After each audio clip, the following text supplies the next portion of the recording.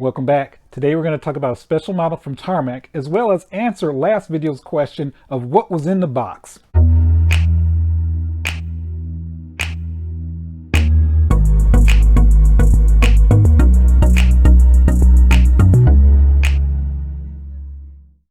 Tarmac Works is a Hong Kong-based business that's been around since 2014.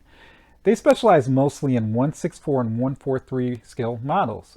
They specialize in JDM models, American, as well as European models. They occasionally dive into the 1 and 1/8 scale model arena as well. Ignition Models is a Japanese established company that's been around since 2013, and they focus on anything JDM. Specifically tuner models. That includes your J's Racing, your Liberty Walks, your Rocket Bunnies, your Amamiyas, and of course RWB. Last year, Tarmac Works collaborated with RWB using one of Nakai's creations, the Rough Rhythm. The car was wrapped in a special, very recognizable Le Mans 24-hour livery.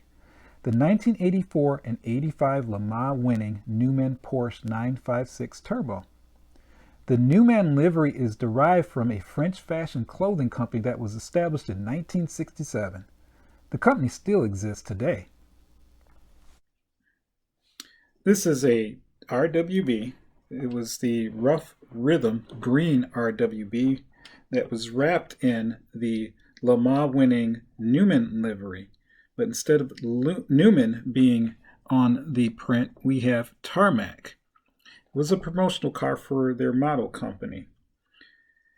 Tarmac currently is focusing solely on 143 and 164 scale models, so they recruited the help of Ignition Models to produce a 1 and 1/8 scale.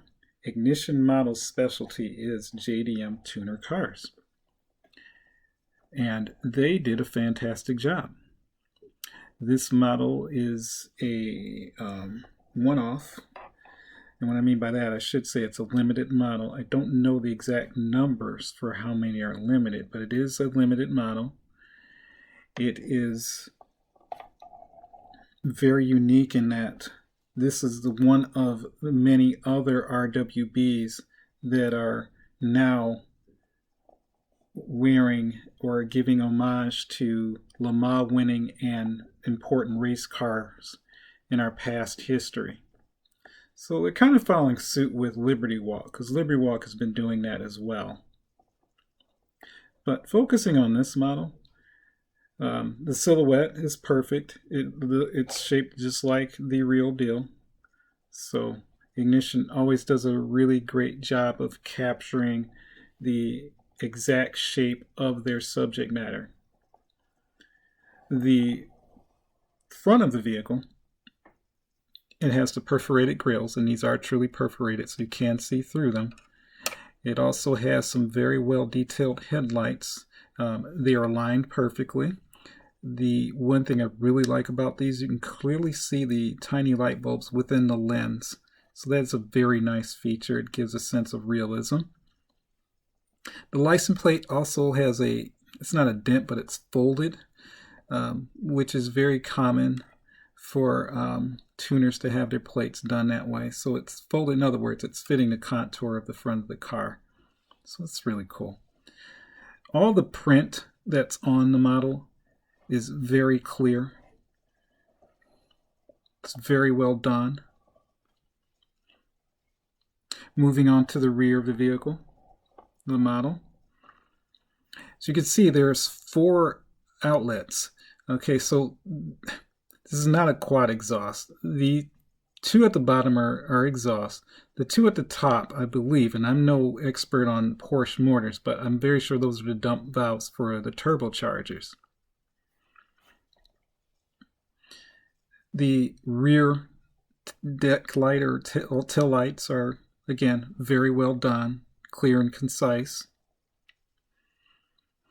Just to mention, the print as well is very well laid out, and no kind of distortion with the print.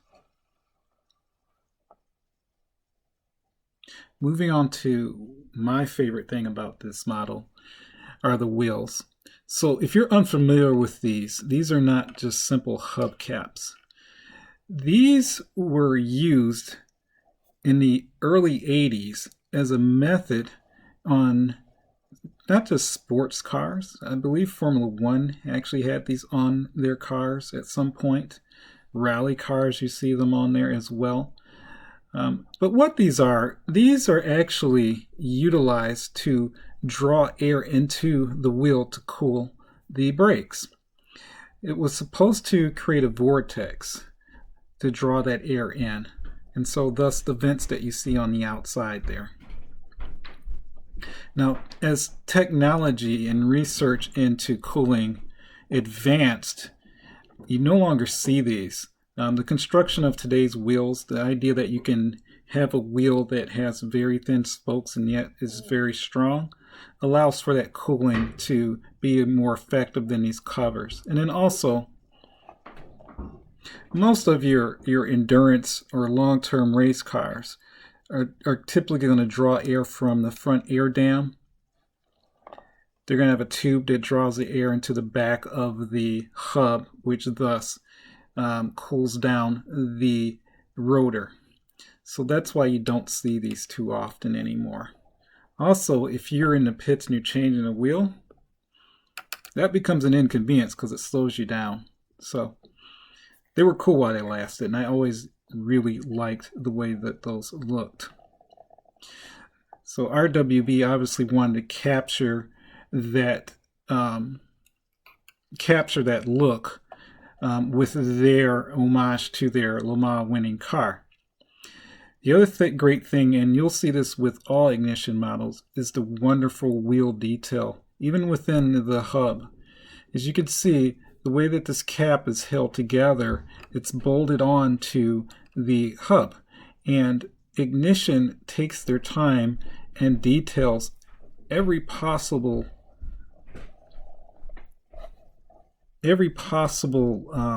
detail to make it look as if this is an actual bolt and it's bolted down to the hub. I'm going to just move this a little bit clearer so you can see this. So not only did they have the venting on the outside, but they also included it on the inside. So there was a lot of work put into making these look as realistic as possible. And I really like the idea of, again, you can see there where you have the bolt protruding through. You would not see that in too many models, but Ignition takes the time to do that. And the bolts are shiny and not chromed, but you get the point. It reflects that they're actually metal. It's not just a simple molded plastic. You can even see the center hub all the way through in the cap. So just very impressive and very realistic. Moving on to the top. Just wanted to give you guys a better angle of how clear and clean this paint is on this vehicle, on this model.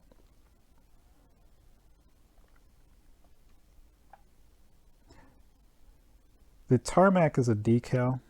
The 7 is painted. As I mentioned, all the white and the black is all painted. So the only decals on here are the Tarmac,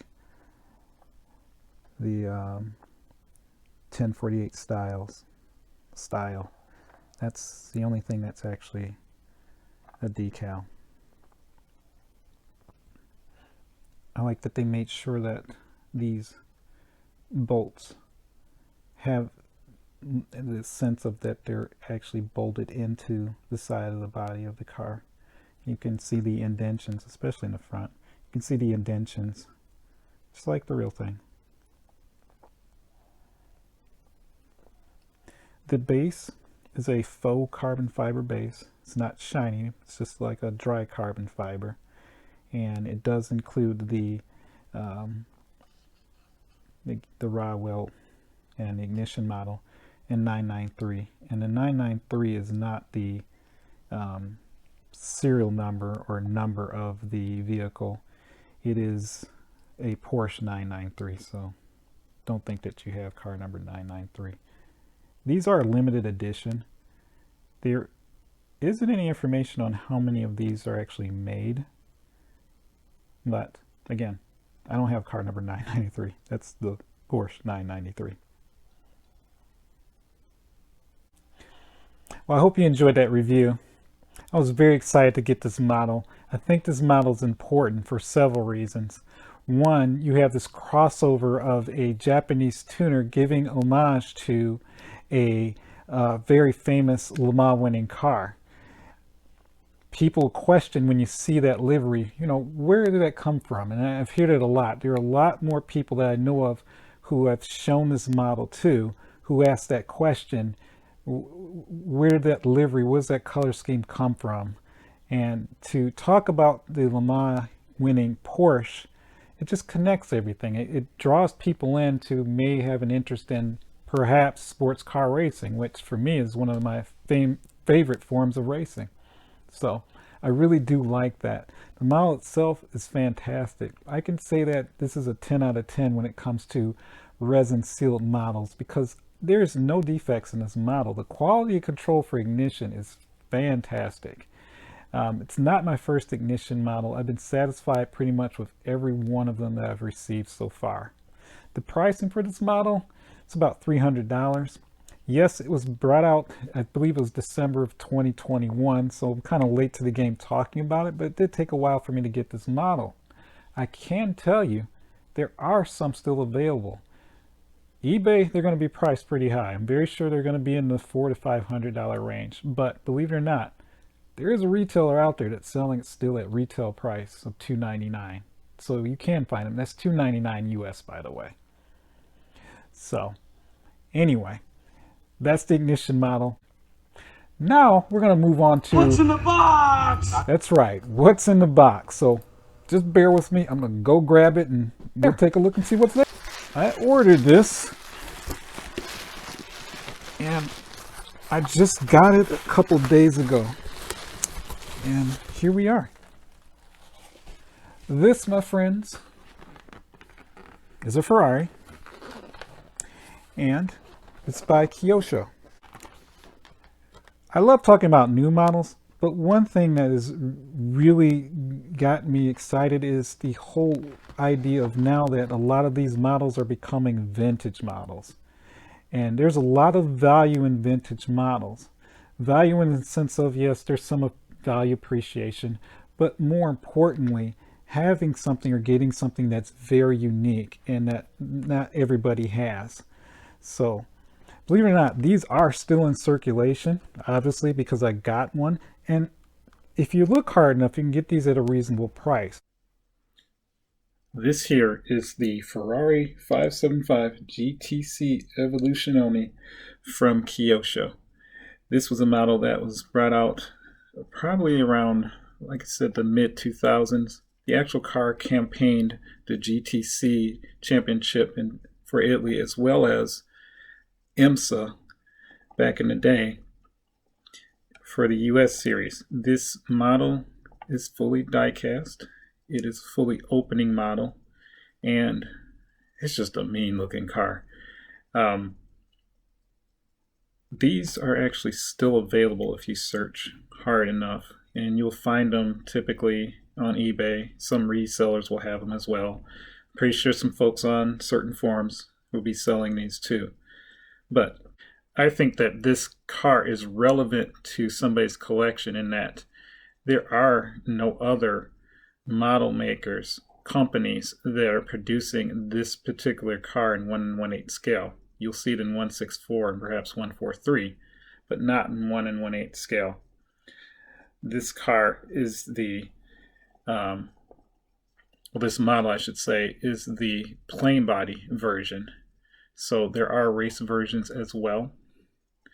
In this particular model, like those enthusiasts who do have this model, which does come in this yellow as well as the Ferrari red, they like it in the plain body because it almost resembles a passenger car, a car that you could drive on the road legally.